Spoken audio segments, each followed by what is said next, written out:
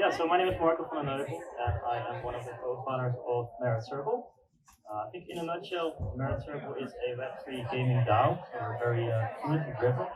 And I think I can summarize what we're doing in four things. It's basically largely comes down to investments.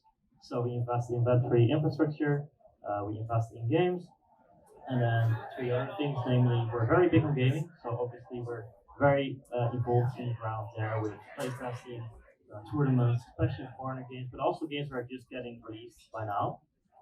We're building a couple of products to also be in on the forefront there. So we're building an NFT marketplace that's solely focused on gaming assets. It's something that we heard from a lot of partners that are still missing. So we're very excited to be releasing that relatively soon. And yeah, the fourth, which I think I can better explain as very close collaborations, advisory from A to Z, be it from a technical all the way to playtesting. So yeah, that's Merit Circle in a nutshell. And I think, yeah, the thing that I'm most excited about right now is something that I've actually heard yesterday in here at TBC, and is that MapleStory is coming to Web3. I think why I'm excited about it is a very simple explanation, is because it's a really big game that is coming to Web3. It's something that I feel like many of us have been waiting for. And yeah, I'm just super excited to see how that's going to go. And happy to maybe talk a bit more about it on the panel, but we'll see how it goes. Yeah, so I head up solution engineering. We work with the companies to form a solution. The kinds of problems we're solving is largely how do they create the game and ensure that most of their budget is spent on gameplay. That's really what they want to pour it into. That's where the focus needs to be, because ultimately if the game isn't fun, the whole project won't succeed. And then on the other side of the equation is looking at the gamers, what their user experience is, and making sure the liquidity for their assets is as high as possible. In terms of what I'm excited about most, it's largely what you said as well. There's a long lead time with game development. So we've been sitting here thinking, where are all the games? And it's because they take 3+ years to develop. This is the year we're going to start to see those development cycles reach maturity, and we'll see proper AAA titles start to enter the market. That's the biggest thing to be excited about. My name is Michael. I'm the Director of Corporate Development at COMTOUS, and I run BD for XPLA. COMTOUS is a South Korean mobile gaming company, and we made the and a master service, master content provider to XPLA. We have made the move to go all in on Web3, and so what that means is every single title moving forward will be a Web3 title, have some sort of Web3 element to it. The way we're going about it, maybe we'll discuss it in the panel in more detail, but we're really trying to bring in the Web2 users and kind of Trojan horse them into Web3 in a way that they can really enjoy the game and not really know anything about Web3 when they're interacting. My name is George Yousling. I'm the humble gaming lead at Polygon Labs, and I'm a father of a rambunctious 2-year-old. Polygon, for those of you that aren't familiar, is the leading layer 2 scaling platform for Ethereum. So I've just been tremendously encouraged by how many talented developers of all sizes have been here, and with Playables, we have a great booth showcasing some of those games within our ecosystem. But yeah, I agree with Steve's comment. I think the first iteration of Web3 titles were largely a financial product with a game wrapper, and I think the world has kind of reacted to that, but we're now at a place where I think we can clear the slate and reset the narrative. Hello, everyone. I'm Sam Campbell, investor at Samsung Next. We're an early stage venture strategy and M&A arm attached to Samsung Electronics, and we really have the mission to deliver insights back to Samsung just about where the future of technology is going. We've had a long-standing thesis in both crypto and media tech, and this is the perfect combination here as we think about Web3 gaming. As we kind of insight or thing that we think about a lot is how gaming can deliver different experiences beyond just entertainment. So we think about education, think about the social benefits that folks can derive from gaming, as well as some of the mental health benefits that you can get from finding community, learning new skills, and really use games as a way to better yourself. So the first question to kick things off is, we've heard so much about the concept of crossing the chasm. So we've been hearing about Web3 gaming for a long time, and blockchain and crypto, and there's been ups and downs. Can you give us a sense, after the last year or two, where are we now when it comes to being ready to cross the chasm to mainstream adoption, and what has to happen? And this is maybe Marco would like to hear what you have to say. Sure, I think I can actually take that back to what I was just talking about with MapleStory, right? I think I'm a diehard gamer myself, so I've been playing games for ages, be it on computer or mobile. And what I saw in Web3 when I actually got involved was, like you said, it's a financial layer with a game wrapper. And I quickly noticed the games that I was playing were not really it.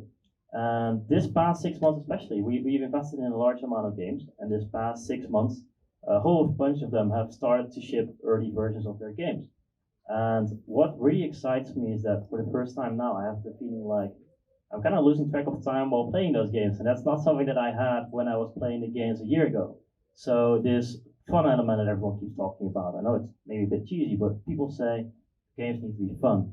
And that's what I'm experiencing now. So I feel like, yeah, games that are coming into Web3, be it being produced right now, or if it's a MapleStory that's coming in from being really large in Web2, now also taking that story to Web3, I feel like it's a good moment that we can now say, yeah, things are going uphill from here. It's starting to get interesting, it's starting to get fun.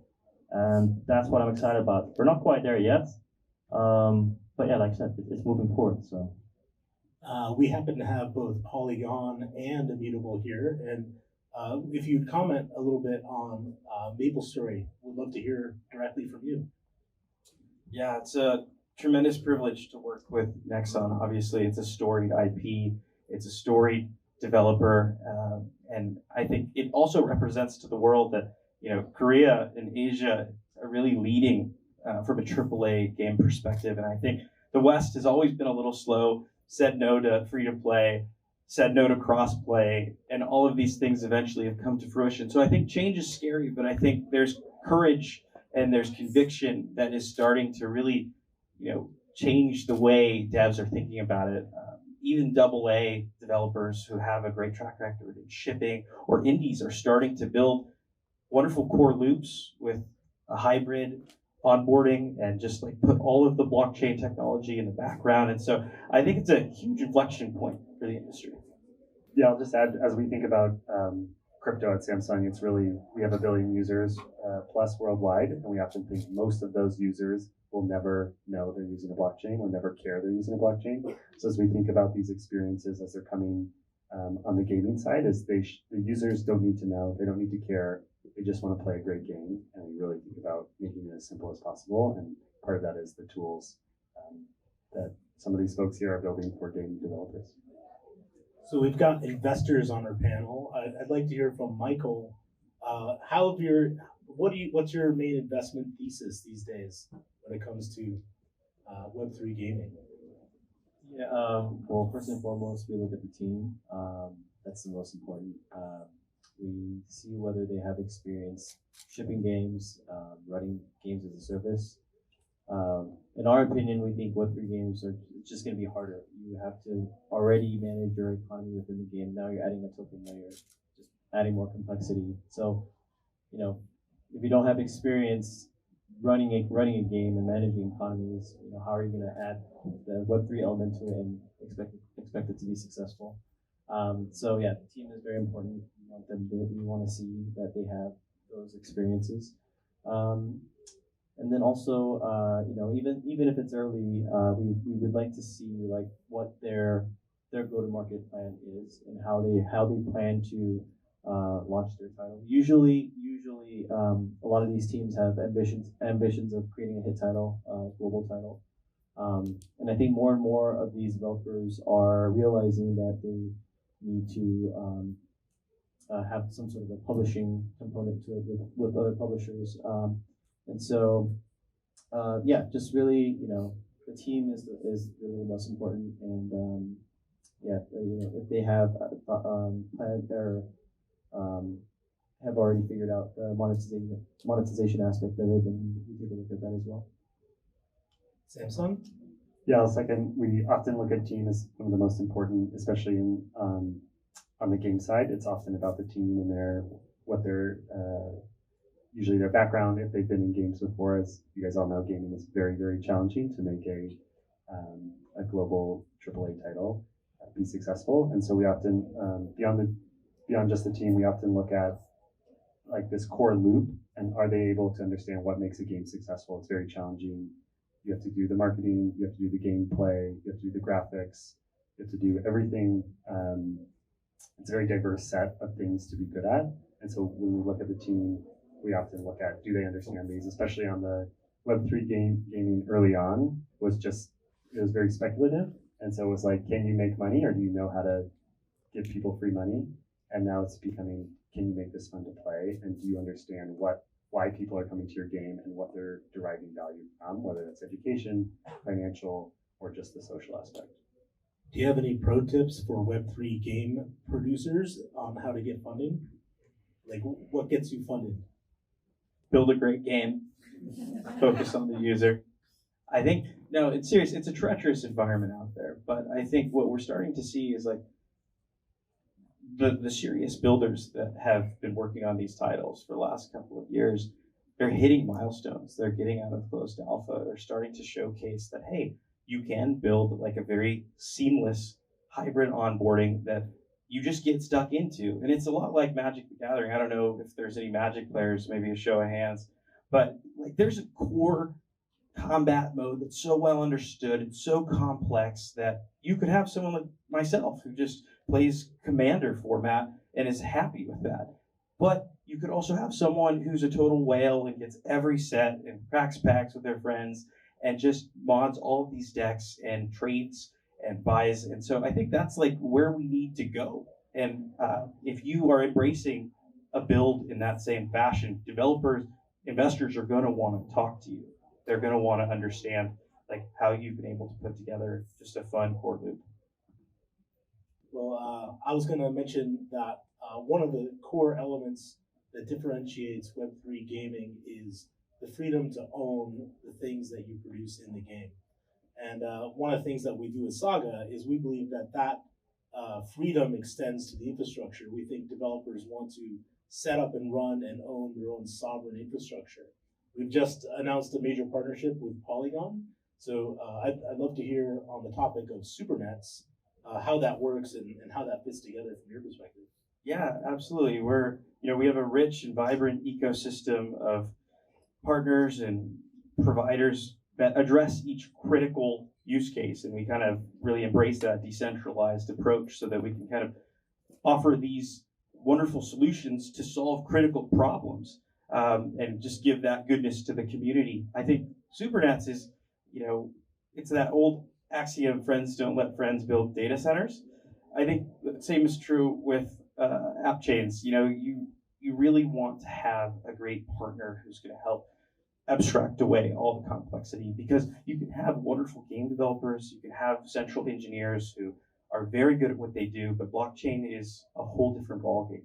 And so I think working with a trusted partner like Saga, who has built some incredible technology and continues to innovate at a very fast clip, is one of the ways that you can de-risk trying to build your own app chain. And I think there's a lot of people in this room who are maybe on the fence, but there will be Web3 experiences with 100 million plus user bases. And one of the best ways to scale that is through Supernets. It's the only way to do so in a compliant and controlled way. So, we're very excited about that. And I think we've all seen the incredible roster of partners and developers that we're working with. So it's like, as an industry, we have to bring it forward together. And a question for probably Marco and Steve from Immutable.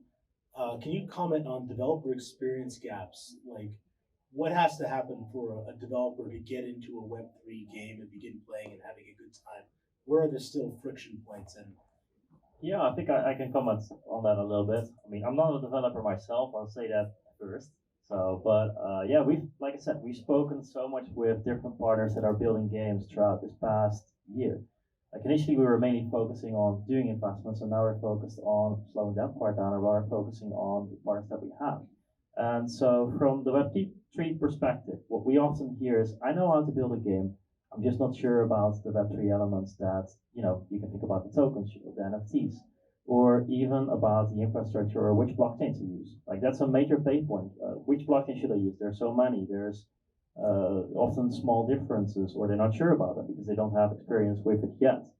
And so a lot of the developers that we're talking with are basically asking us, we'll build the game, but maybe you can hold our hand a little bit on that Web3 side. And so we also are partnered with Saga. We try to just talk with the different parts we have, see if there's collaboration opportunities, just to make it easier for developers to not only come in, but also for the ones that are in here to learn from those perspectives of those that might be new to Web3. I think that's also one of the strength points there is.